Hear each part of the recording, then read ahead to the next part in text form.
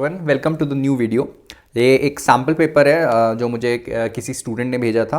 ठीक है, आज हम इसको सॉल्व करने वाले हैं। सो फटाफट ये sample paper 10th class physics ICSE का है, जो लेटेस्ट सिलेबस के अकॉर्डिंग है। So let's start the video. इसमें मैं आपको कॉन्सेप्ट एक्सप्लेन भी करूंगा एंड बताऊंगा आपके कैसे इससे रिलेटेड क्वेश्चंस कौन कौन से आ सकते हैं। एंड आपसे एक और रिक्वेस्ट है, सबसे आप लोग प्लीज़ मेरे साथ इसको सॉल्व करेंगे, right? So without wasting any time, let's start with question number 1, MCQ. The relation between kinetic energy and momentum is, पहली चीज, काइनेटिक एनर्जी का फॉर्मूला अगर मैं आपको बताऊं, डायरेक्ट फॉर्मूला बता रहा हूं मैं, p²/2m। ये रिलेशन है काइनेटिक एनर्जी और मोमेंटम के बीच। जिसको याद हो गया ये रिलेशन, वेल एंड गुड। जिसको याद नहीं है उसको मैं बता दूं, काइनेटिक एनर्जी एंड मोमेंटम के बीच में ये रिलेशन है। नाउ काइनेटिक एनर्जी जो है उसका फॉर्मूला होता है, individual formula, half mv² and momentum का फॉर्मूला होता है मास इनटू वेलोसिटी। मैंने दोनों का फॉर्मूला लिखा है क्या, काइनेटिक एनर्जी का हाफ mv² एंड मोमेंटम का मास इनटू वेलोसिटी। इन दो इक्वेशन को सॉल्व करके हमारे पास ये वाला फॉर्मूला आता है। तो the right answer is kinetic energy equals to p²/2m, which is option D, right? पढ़ता हूं मैं नेक्स्ट क्वेश्चन में। नेक्स्ट क्वेश्चन क्या बोल रहा है? नेक्स्ट क्वेश्चन बोल रहा है कि which weight creates a clockwise movement, which weight creates an anti clockwise movement. ये एक फिजिक्स का क्वेश्चन से ज्यादा अच्छा हम लॉजिक क्वेश्चन बोल सकते हैं इसको। लॉजिक क्वेश्चन क्यों है? क्योंकि आप लॉजिक से बता सकते हो, अगर ये वेट ऐसे रखा है एंड यहां पे W है मेरा, ठीक है, W1। सो W1 इसको एंटी क्लॉकवाइज घुमा रहा है। सो आंसर इज W1 जो है वो एंटी क्लॉकवाइज घुमाएगा, राइट? W1 एंटी क्लॉकवाइज घुमाएगा एंड W2 इसको क्लॉकवाइज घुमा रहा है। ठीक है, आई होप आपको ये चीज समझ आ रही होगी मैंने कैसे बताया एंटी क्लॉकवाइज और क्लॉकवाइज। ए पार्ट देख के आप बता सकते हैं। C part, third question, a body is raised to the same height h from earth surface to different paths, in which part work done will be maximum and in which path it will be minimum. ठीक है, work done निकालना आपको, कहां maximum होगा कहां minimum होगा, right? आप मुझे बताओ, ये जो बॉडी है, ठीक है, ये बॉडी है, यहां से यहां गई, राइट? यहां से यहां आपने इसको डिस्प्लेस करके ले गए, ठीक है, आप इसको डिस्प्लेस करके ले गए यहां से यहां। तो फोर्स होता है, वो होता है work into displacement. Sorry,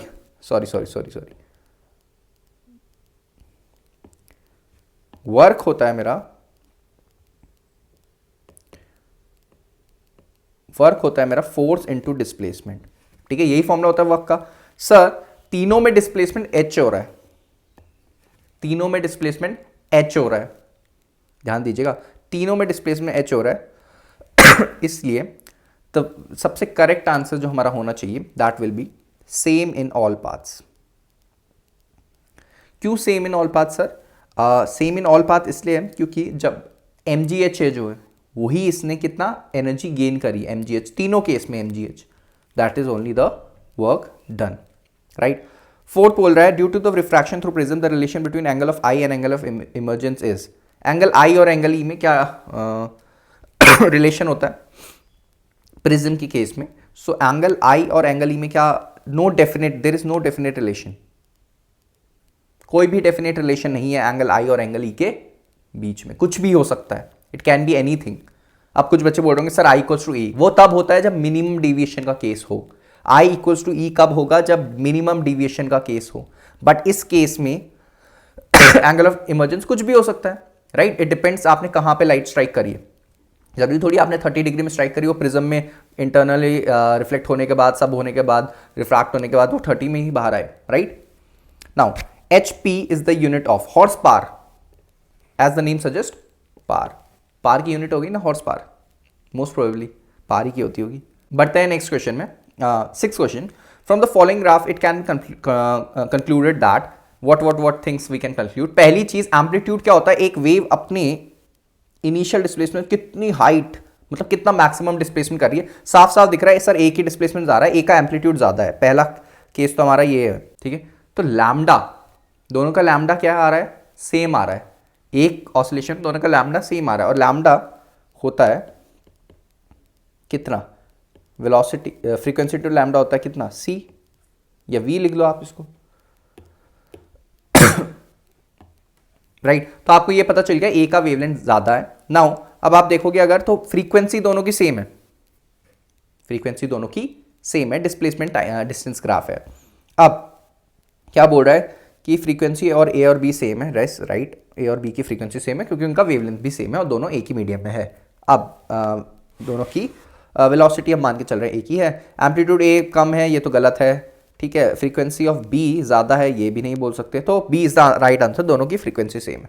next question है हमारे पास, what happens to the resistivity of semiconductors with increase in temperature so it decreases, right conductors के केस में तो इंक्रीज करेगा, सेमीकंडक्टर्स के केस में डिक्रीज करेगा, एंड आपको ये ध्यान में रखना है। Material used for filament of bulb ये होता है टंगस्टन, आपको पता होगा, कोई और मटेरियल हो तो आप देख सकते हैं। The lines of force of magnetic field due to straight carrying current wire, एक स्ट्रेट कैरिंग करंट वायर है उसमें lines of electric field concentric circles होते हैं, अभी लास्ट चैप्टर पे डिस्कस किया था। ये होता है ना स्ट्रेट करंट कैरिंग वायर, इसमें ऐसे दिया था ना बुक में, एक आपने इसके लिए पढ़ा है, एक लूप के लिए पढ़ा है और एक सोलेनोइड के लिए पढ़ा है, तीन ही चीज़ के लिए तो पढ़ा है, राइट। नेक्स्ट द स्टेटमेंट, ठीक है, the statement heat capacity of the body 60 joule पर केल्विन, मतलब 60 जूल पर केल्विन का मतलब सर इस बॉडी को अगर 1 केल्विन टेम्परेचर इंक्रीज करना है ना तो आपको 60 जूल देनी पड़ेगी। So 60 joule is required to raise the temperature of body by 1 kelvin, very good. 60 joule energy is required to raise the temperature of 1 kg, कहीं मेंशन ही नहीं किया है 1 kg कब होता, यूनिट kg यूनिट मास कब होता, जब स्पेसिफिक हीट कैपेसिटी पूछा गया हो। यहां सिर्फ हीट कैपेसिटी पूछी है तो सिर्फ कितना 1 डिग्री टेम्परेचर बढ़ाने के लिए हीट है, बॉडी कैन होल्ड मैक्सिमम, नहीं ये सब नहीं है, सिर्फ ए पार्ट सही होगा। जिनका सही आया वेल एंड गुड, जिन्होंने 1 kg बोला है वो ध्यान रखना वो स्पेसिफिक हीट कैपेसिटी में होता है, हीट कैपेसिटी में नहीं। Next question, solid metal weighing 150 gram melts at a melting point 800 degree Celsius by providing heat at the rate of 100 what, ठीक है, सॉलिड है, इसका मास दे रखा, मास भी दे रखा है, मेल्टिंग पॉइंट भी है और पार भी दे रखा है 100 वॉट, ये 100 वॉट पार है सर, कैसे पता चला यूनिट देख के। Time taken for it to completely melt in 4 minutes, the specific latent heat of fusion, बहुत ही ईजी है, आपको कुछ नहीं करना है, Q इक्वल्स टू ml लगाना है इसमें। सर m दे रखा है, l नहीं दे रखा, पर Q तो दे रखा है सर, Q कहाँ दे रखा है, P दे रखा है, तो आप पे ये फॉर्मूला नहीं है क्या, energy equals to P into T, power equals to energy upon time होता है, एनर्जी तो Q है तो Q equals to P into T, तो यहाँ से आप Q निकाल लो, समझ आ रहा है ना, ठीक है, शॉर्ट में बता रहे हैं मैंने। नाउ ये फिर से आ गया क्वेश्चन, ओके दिस पेज ये फिर से रिपीट हो गया, मैं इसको काट रहा हूँ, ठीक है, यहाँ तक फिर से रिपीट है। नाउ नेक्स्ट 24 mg है, 23 Na है, इनमें क्या सेम है, अगर आप देखोगे दोनों में क्या सेम है, न्यूट्रॉन नंबर सेम है sir, same number of neutrons है, प्रोटॉन तो यहाँ 12 है यहाँ 11 है, तो न्यूट्रॉन नंबर सेम है, ठीक है। नेक्स्ट मिटा देता हूँ अगर आपको फिर से नोट करना है। Next, a bucket kept under a running tap is getting filled with water, a person sitting at a distance is able to see an idea when the bucket is about to fill, since, ठीक है, frequency of the sound appears to be increased as the air column is filled with bucket, frequency of sound appears to be decrease होगा, and amplitude of sound is to increase as the air column, amplitude of the sound, ये frequency होगा, ठीक है, frequency air column की frequency inversely proportional होती है L के, लिखवाया था आप लोगों को साउंड चैप्टर में, ठीक है। Next, following are the IV characteristic of a metallic conductor, ठीक है, good. Resistance of the conductor is given by, IV characteristic दे रखी है मेटालिक कंडक्टर की, तो रेजिस्टेंस बता दो, तो रेजिस्टेंस क्या होगा, V अपॉन I, मतलब सर BD अपॉन AB, इसका स्लोप होता है रेजिस्टेंस, ना कि IV ग्राफ का। IV ग्राफ का स्लोप कंडक्टेंस होता है, आपको मैंने ये क्विज में भी दिया था, जो मैं क्वेश्चन देता हूं आपको ना यूट्यूब में, ठीक है। VI ग्राफ का स्लोप क्या होता है, रेजिस्टेंस, सर IV ग्राफ का स्लोप रेजिस्टेंस नहीं होता, कंडक्टेंस होता है, 1 अपॉन R की वैल्यू होती है, ठीक है, तो ये आपका सही आंसर होगा BD अपॉन AB, ठीक है, V upon I। Next, which of the following, एक सेकेंड,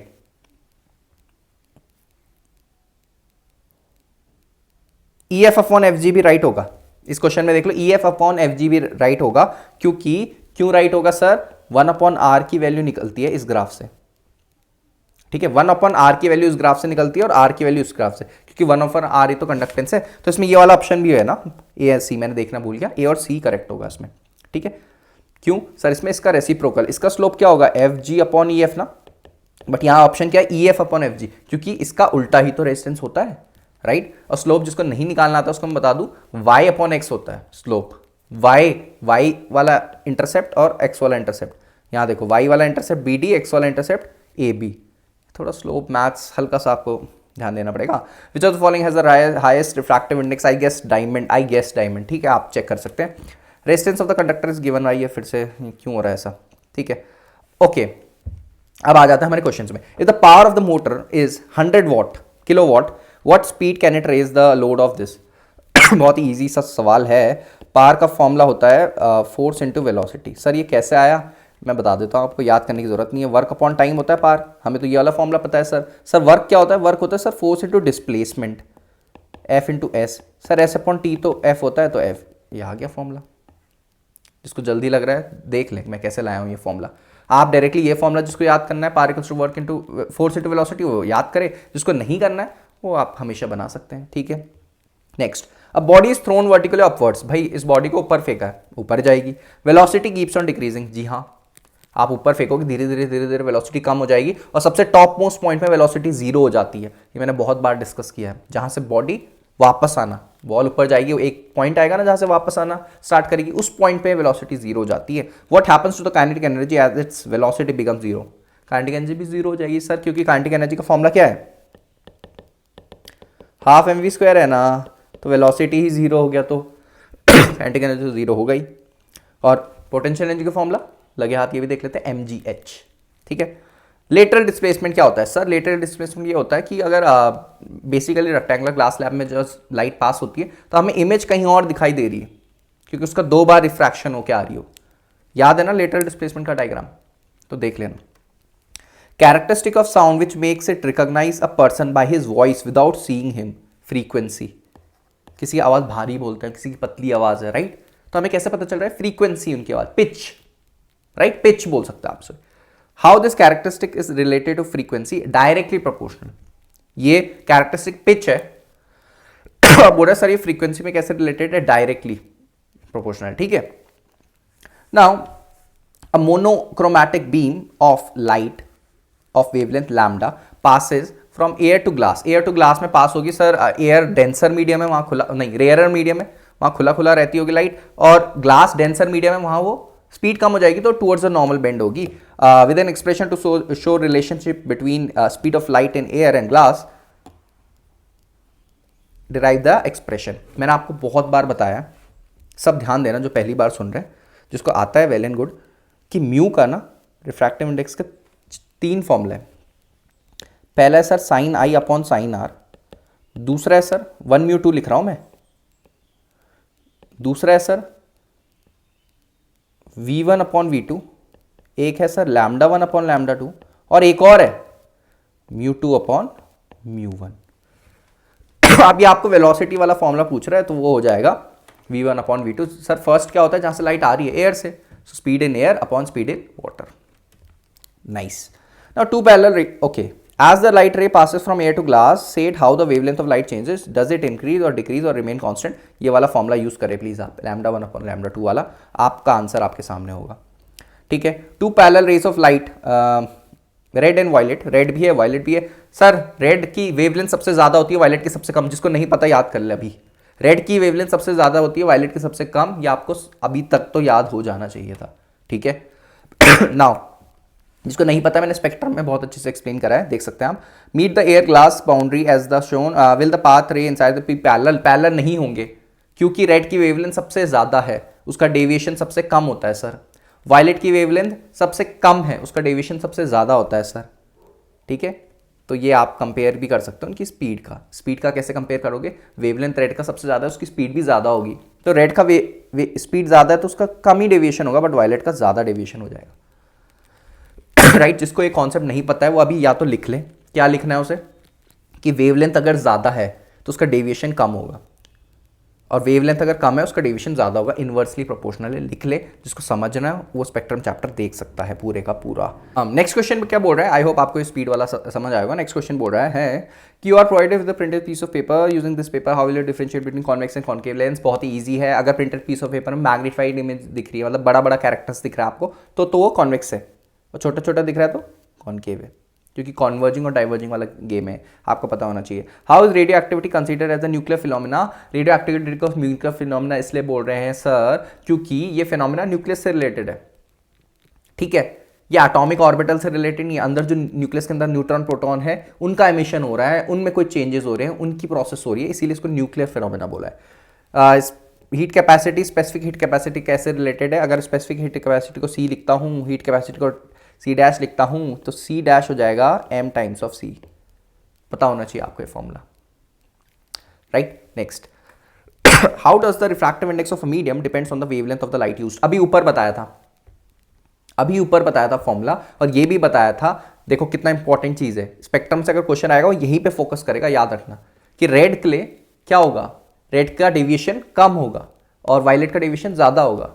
क्यों होगा, क्योंकि दोनों का वेवलेंथ अलग अलग होता है। तो अगर रेड का वेवलेंथ क्या है, मैक्सिमम है सर, आपने बता दिया, तो डेविएशन क्या होगा उसका, कम होगा, क्योंकि वेवलेंथ और डेविएशन इनवर्सली प्रोपोर्शनल है। अगर उसका डेविएशन कम होगा तो उसका रिफ्रैक्टिव इंडेक्स क्या होगा, ज्यादा होगा, right. Next, which is greater, angle of incidence, angle of refraction when light travels from denser to rarer medium. बहुत ही इजी क्वेश्चन है, आप क्या करो, बना देता हूं मैं आपके लिए इस बार। ये डेंसर है, ये रेयरर है सर, ये हो गया angle of incidence I. Rarer मतलब भाग जाएगी नॉर्मल से अवे, स्पीड मिल जाएगा उसको, खुला खुला मैदान, भाग जाएगी, तो आर सर बड़ा आ रहा है, तो angle of refraction is greater.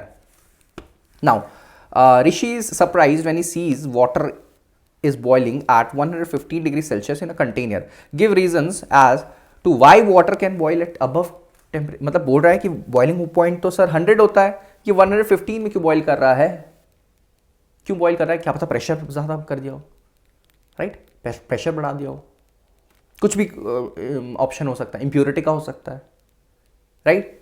तो आपके टेक्स्ट बुक में कैलोरीमीटर वाले चैप्टर में ये दिया है, अच्छे खासा छपा है कि effects of pressure and impurities on melting and boiling point, वो आप लोग पढ़ोगे, एंड वहीं इस क्वेश्चन का आंसर छुपा होगा आपके टेक्स्ट बुक में। नाउ थर्ड क्वेश्चन बोल रहा है रे ऑफ लाइट ये मुझे कमेंट करके बताएगा जिसको पता है, ठीक है। Ray of light is coming from a rarer medium to denser medium and strikes a plane paper at 90 degree Celsius to the direction of ray. Copy the diagram, marks the arrow below, name the principle you have used. देखो इसमें कुछ नहीं होता है, इसको principle of reversibility बोलते हैं, principle of reversibility.